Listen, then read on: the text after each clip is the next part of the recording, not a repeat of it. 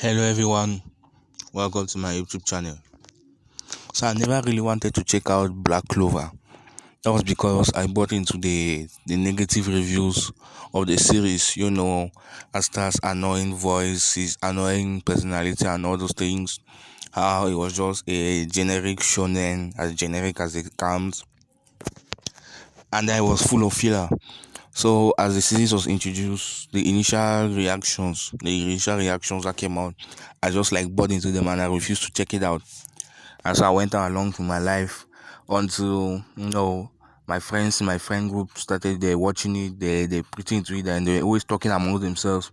So when we're discussing anime lad, and then one of them just brings up Black Clover, I'll just sit there like a fool. I just be watching them talk because I don't follow it.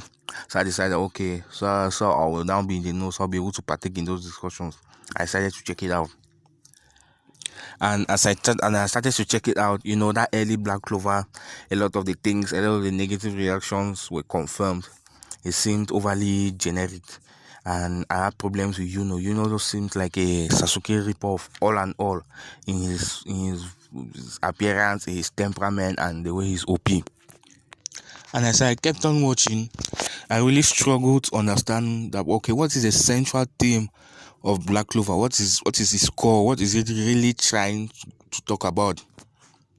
And since this is a caste system now, that divides in the caste system, that royals, that peasants, and all those things, you assume you see the normal tropes that come with this kind of setting, like peasants good. Say, is it that the peasants are good and royals bad? But you cannot really say that peasants are good because you meet a lot of horrible peasants, like Rades, as the first that comes to mind. There are a lot of bandits. There are a lot of even Reka, that Buhaha man, that guy, that idiot, I forgot his name. Even that guy. So there are a lot of detestable peasants in this world. I can also be that, the nobles are bad because even though, okay, you meet pretty shitty nobles, and the first people who are introduced to it are the people of the Silver family. They're pretty shitty towards nowhere. But again, you gotta meet many people who are just honorable and generally good people, like Claude in the Dawn Raw.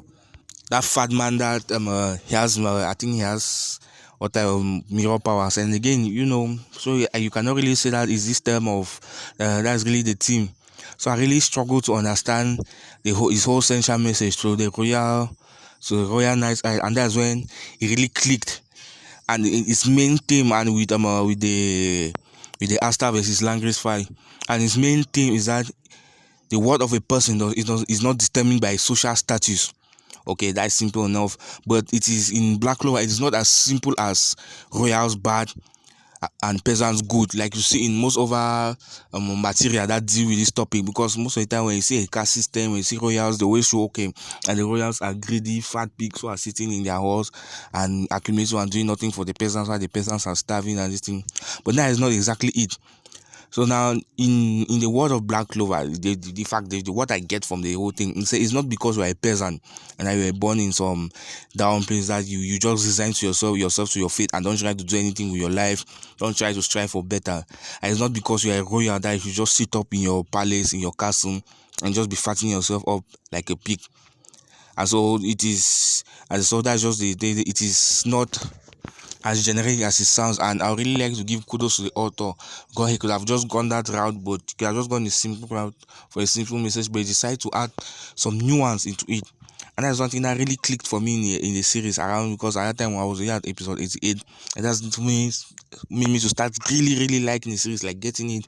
It went just beyond something I was watching, okay, just so I could be able to get in the know with my friends, to something that I was really interested in, and it quickly became one of my favorite shonen anime. And its theme, if you are taking in the world of Black Clover, I say both royals and peasants can come together.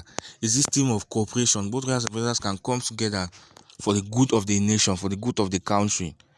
And I say, if we say whoever you are in life, whatever your background, you can achieve more in life. You have potential that you can do. Even if you are a royal and you have been automatically granted greatness and all those things, you can still do more. You can still gain the affection of people, do more for the people, be an honorable knight towards the people.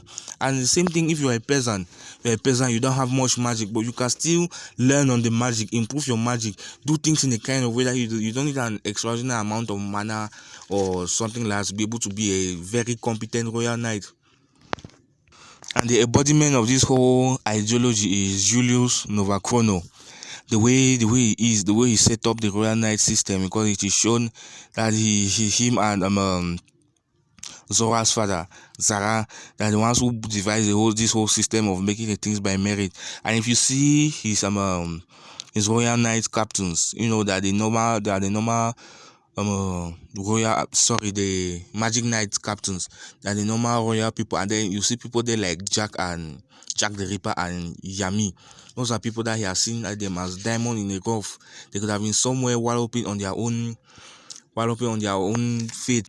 I pretty believe that Jack the Ripper would have been a bandit if it was not for Julius who brought him in. And you know, I just tell you that you can always achieve more in life if you can always achieve your full potential rather than wasting it just because you are given a favorite thing, just because you are given good looks. So in many ways, Julius is like the main figure in which Black Clover's teams are told, the main driving force. Like a lot of actions that he takes, he's the one who orchestrates it, he's the one who starts it.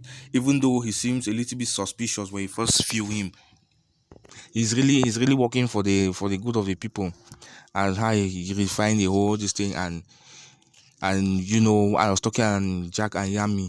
What he did with Yami ended up becoming the greatest Magic Knight captains. And I've said that in a different video, I'll say it again, becoming the greatest Magic Knight captains, because he's always there. He always gives you 100% every time.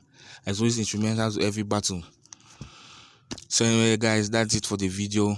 Thank you for coming along. If you like the video, be sure to leave a like. If you agree with me, you can share your thoughts down below to agree or disagree. And I'll see you all at a later time. Ciao.